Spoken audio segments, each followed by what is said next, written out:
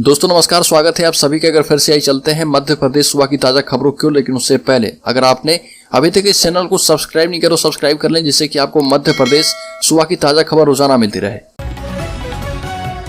पहली बड़ी खबर, राज्य के पूर्व मुख्यमंत्री दिग्विजय सिंह ने कहा कि चुनाव में बिकाऊ नहीं टिकाऊ माल होगा।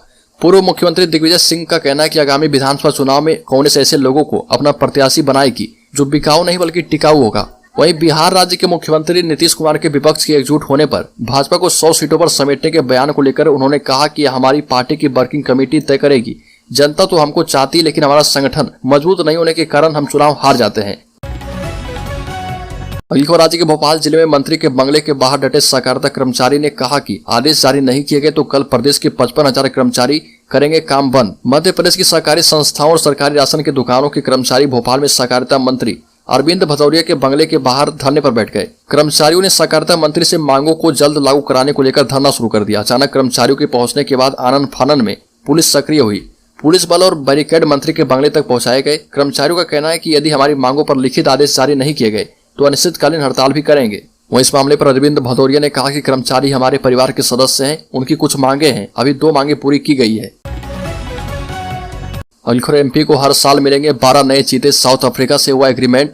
गांधी सागर और नौरादेही अभ्यारण्य में छोड़े जाएंगे।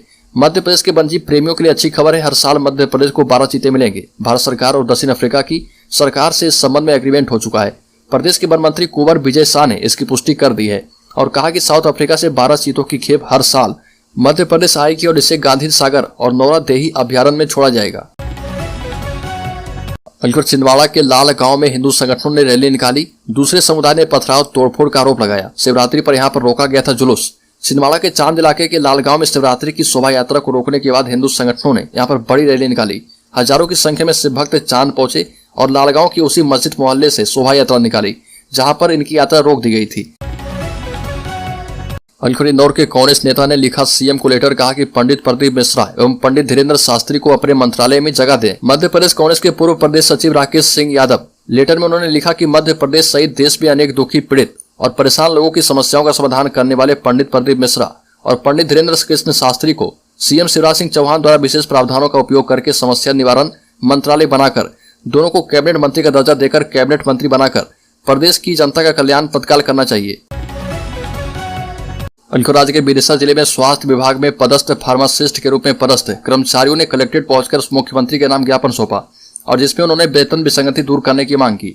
लैब टेक्नीशियन और अन्य कर्मचारी के मुकाबले वेतन कम होने की शिकायत करते हुए विसंगति दूर करने की मांग की और जल्द समस्या पर ध्यान नहीं होने पर हड़ताल करने की चेतावनी दी।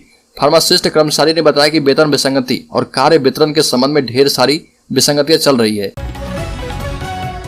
अलीगढ़ राज्य में विधानसभा चुनाव में उतरेगी अस्पाक्स से 25 सीटों पर चुनाव लड़ने की अस्पाक्स की तैयारी। मालवा के जिलों में अस्पाक्स कर रही तैयारी।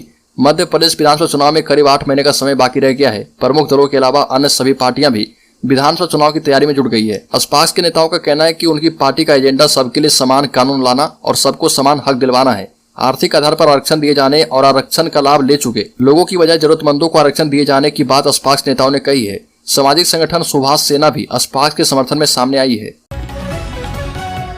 अलीगढ़ राज्य के सतना जिले में बागी तेवर और अलग राजनीति के लिए पहचाने जाने वाले मैहर से भाजपा के विधायक नारायण त्रिपाठी पृथक बिंद के मुद्दे पर इस चुनावी साल में सरकार से 2-2 हाथ करने की तैयारी में है। त्रिपाठी का मानना है कि रियासतों का दौर भले खत्म हो गया, राजतंत्र की जगह लोकतंत्र ने भले ही ले ली, लेकिन सरकारों की सोच अब भी वैसी है जैसी राजाओं की होती थी। विधायक नारायण त्रिपाठी ने कहा कि हमने भी पृथक बिंद की लड़ाई छेड़ रखी है और इसके लिए हमें दैवीय शक्ति एवं कृपा की आवश्यकता है। हम चाहते हैं कि बिंद का पुनर्निर्माण हो, राम राज्य की स्थापना हो। अलीगढ़ मध्य प्रदेश में शराब के सभी अहाते हो गए बंद। शिवराज सरकार का बड़ा फैसला। मध्य प्रदेश के सारे शराब अहाते और शॉप बार बंद होने जा रहे हैं। शिवराज सरकार ने कैबिनेट बैठक में बड़ा फैसला किया है। जोर देकर कहा गया कि लोग शराब खरीद पाएंगे लेकिन दुकान पर बैठकर पी नहीं पाएंगे। इसके अलावा अब गर्ल्स हॉस्टल और सभी प्रकार के शैक्षणिक संस्थाओं से 100 मीटर की दूरी तक शराब की दुकानें नहीं खोली जाएगी। जारी आदेश में यह भी साफ कर दिया गया है कि शराब पीकर वाहन चलाने वालों के ड्राइविंग लाइसेंस निलंबित करने के प्रावधान और भी कड़े किए जाएंगे। शिवराज सरकार की तरफ से यह फैसला उस समय लिया गया है जब राज्य की पूर्व मुख्यमंत्री और बीजेपी की दिग्गज नेता उमा भारती के द्वारा शराब पर प्रतिबंध की लगातार मांग उठाई जा रही है। अलीगढ़ राज्य में नई शराब नीति का सिंधिया ने किया समर्थन और स्वागत। सीएम शिवराज और उमा भारती के लिए कही बड़ी बात। मुख्यमंत्री शिवराज सिंह चौहान के द्वारा घोषित की गई नई शराब नीति का केंद्रीय मंत्री ज्योतिरादित्य सिंधिया ने स्वागत किया है। ग्वालियर में मीडिया से बात करते हुए सिंधिया ने सीएम शिवराज के इस फैसले को ऐतिहासिक और क्रांतिकारी कदम बताया। ग्वालियर के 3 दिवसीय दौरे पर पहुंचे केंद्रीय नागरिक उड्डयन मंत्री ज्योतिरादित्य सिंधिया ने शहर में कई कार्यक्रम और बैठकों में हिस्सा लिया।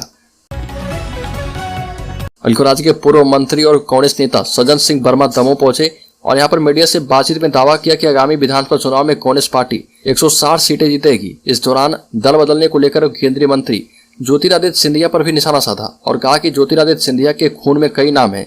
साथ ही उन्होंने मुख्यमंत्री शिवराज सिंह चौहान को भी पाखंडी बताया और ये भी दावा किया कि 2023 में कांग्रेस की सरकार बनने वाली है, 160 सीटें इसमें जीतेंगे। बागेश्वर धाम में 220 ईसाइयों ने की घर वापसी। विधि विधान के बाद अपनाया सनातन धर्म। पंडित धीरेन्द्र कृष्ण शास्त्री ने दिया आशीर्वाद।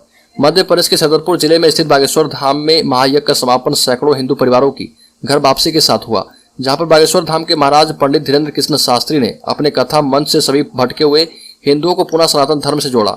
हिंदुओं की घर वापसी कराने का यह काम बागेश्वर धाम का धर्म जागरण मंच के प्रयासों से लगातार जारी है।